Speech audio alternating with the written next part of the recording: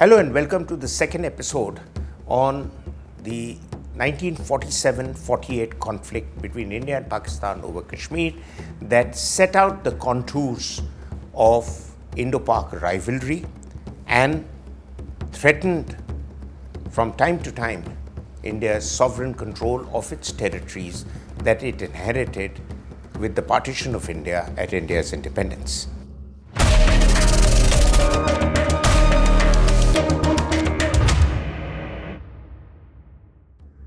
As we've explained in the first episode, the Pakistan army was used as a front by the British leadership of the subcontinent, which included Field Marshal Claude Auchinleck as the overall commander.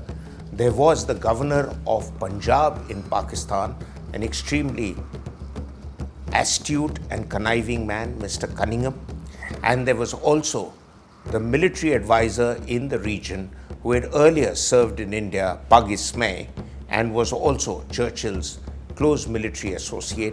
So, well before the independence of India, the British, from time to time, were working on a plot to somehow keep Kashmir, the valley in particular, and the areas north of the valley, what we call Pakistan-occupied Kashmir, and which were the frontier and the furthermost regions of Kashmir and the estate of the Maharaja of Kashmir that were called the northern areas. They wanted control over them.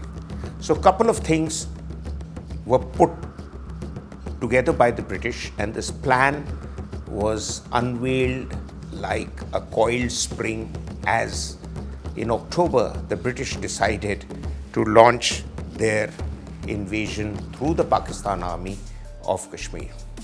So as explained earlier, the British were using Pakistan army under General Akbar Khan, but who later wrote in disappointment that the Pakistani political leadership, Mr. Jinnah and his Prime Minister Liaquat Ali, were not totally in sync with the British leadership and the army about what was happening on the ground. So while the general on the ground was asking for support, it was reluctantly provided, if at all, by the political leadership of Pakistan.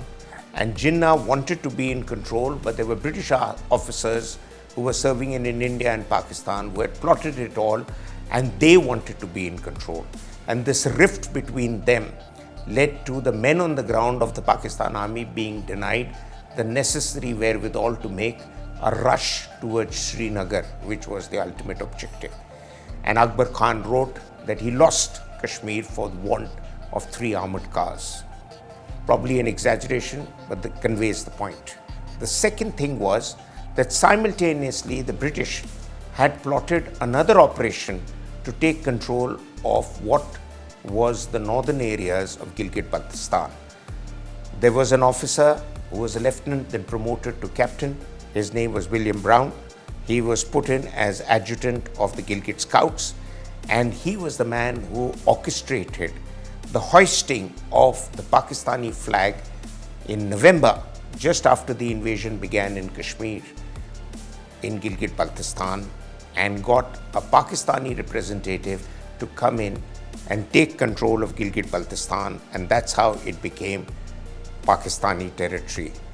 Indian troops who were fighting back valiantly once they were thrown in fought some really tough and remarkable battles. Right from Jammu northwards, they fought in Poonch, Rajouri, Naushera, where there were legendary battles fought by some officers and men who got Paramveer Chakras. The name of Major Rane is synonymous with gallantry, with clearing the path for tanks to move in. General Thimaya was leading the charge.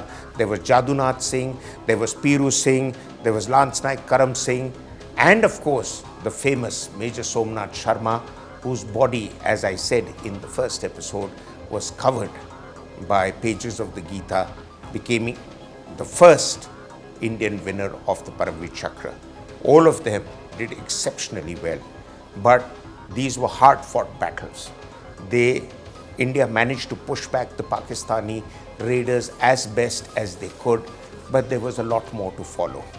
One of the problem areas was that the Pakistanis had come in and taken the first movers advantage. To push them back required resources. There is a view that India didn't push back the Pakistani soldiers because Indian troops ran out of fuel to push their vehicles up further towards Muzaffarabad and then Rawalpindi.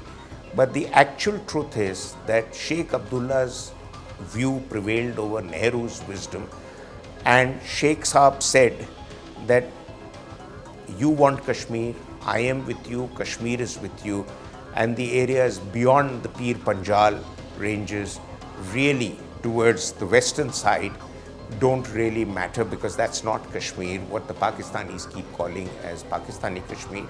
But the real Kashmir is the valley, and the valley is with you. So there was a view to kind of halt activity there just as much as the weather was not allowing troops to move forward. Snow, heavy rain, and very tough movement in those areas with high mountain ranges which are difficult to climb in the cold weather. But simultaneously, there were international opinions that were beginning to form about the problem. One was that the Americans wanted to play a bigger role there because they saw the potential of Kashmir to provide them air bases to monitor activities of the Soviet Union. As I brought out in the earlier episode, the Soviet nuclear program was running very close to Aksai Chin and north of the northern areas in a place called Semipalatinsk, where they eventually exploded the first Soviet nuclear bomb. But the British had set up listening and monitoring stations which were picking up information about the Soviet nuclear program.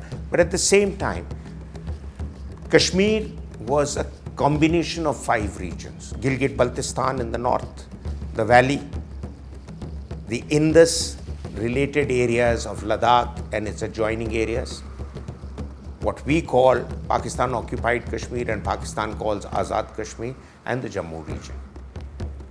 Pakistan's interest from the very beginning in Kashmir were the waters of Kashmir from the Indus system, because that was their jugular vein in terms of providing them the resources for a relatively water-starved state to survive.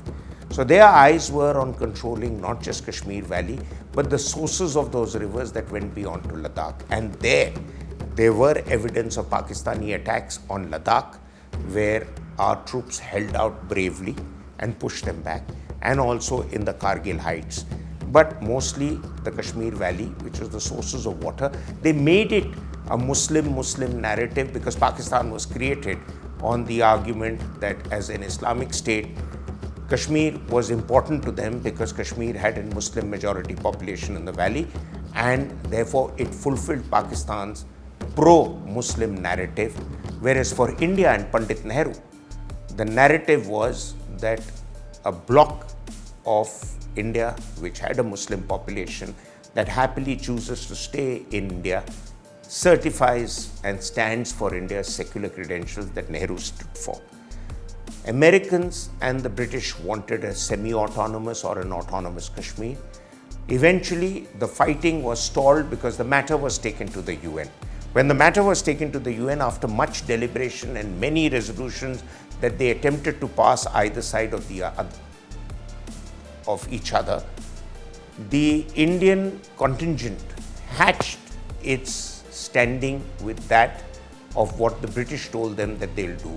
Somehow, India was misled here once again, and the resolution that came out, though it was favorable to India, but the Indian position and argument at the UN was not supported the way the British promised that they would support. The final resolution of 13th August 1948 is very clear. It is in 3 parts. Part 1 says that both sides will accept and adopt a ceasefire. So talks started to form a ceasefire and a ceasefire line. It took several months to come to an agreement on that, but on 1st January 1949, the Karachi Agreement was announced, which gave the details of the ceasefire line that runs just little north of Jammu and goes right up to Uri, Tangdhar, Kargil, NJ 9842, and that's where it ends near Ladakh. Beyond that was the Siachen Glacier. There was no fighting there, so they didn't talk about the ceasefire line there. The second was that Pakistan would pull back all its nationals. That Pakistan refused to do, at the encouragement of the British and others. Just hold on to it, because this is the buffer area that you need against India, that what we call POK, that will stop Indian troops from rolling into Rawalpindi if they wanted to. And third was, once Pakistan withdrew to India's satisfaction, then India would seek to determine the will of the people of Jammu and Kashmir. The word plebiscite is not in the resolution. And that exercise would be carried out. Since Pakistan didn't withdraw, India didn't go in for a plebiscite. But what happened was that the ceasefire line became the defining point of India-Pakistan rivalry for future wars, particularly in 1965 and in 1971, and till date remains one of the world's most heavily militarized front lines. The other aspect to know is that India-Pakistan rivalry became hinged on the Kashmir issue. But there was another party to this whole dispute that came in much later, but at the encouragement of the Pakistanis, and that were the Chinese. And they are today a party to the dispute. But most importantly, it was the Indian Army and troops of the Indian Army that held Kashmir for India. Whatever credit Nehru and his lackeys give to Sheikh Abdullah, he could not have achieved what he claims to and his followers claim to if it wasn't for the Indian Army that fought tooth and nail to hold back whatever is with us in Kashmir and gives us that sense of pride that the main part of Kashmir is still with us. There were many legendary acts of gallantry, but most importantly, there is the story of Brigadier Osman, who commanded the Parachute Brigade in Jhangar Naushera. He refused to sleep on a bed till he would capture back territories that Pakistan had taken from India in the surprise move. Eventually died in shelling there, but just before he died, he had passed an order of the day, which remains his epitaph, and which is, how can man die better than facing fearful odds for the ashes of his father and the temples of his gods. And Osman's body was brought to Delhi. He became the senior-most officer to die in battle, got a Mahavir Chakra posthumously, and his funeral was attended, amongst others, by Lord Mountbatten and Pandit Nehru, a rarity for a brigadier's funeral. But most importantly, many Indian regiments and many Indian troops acquitted themselves with great distinction. But the 1947-48 conflict between India and Pakistan set the tenor and the tone for future wars since independence, since Pakistan was adamant it wouldn't rest till it could capture Kashmir, and India was adamant that it would hold on to every inch of territory that Indian troops have acquired, and perhaps capture and gain more if the opportunities do provide. And that is the singular lesson that comes to us from the First War.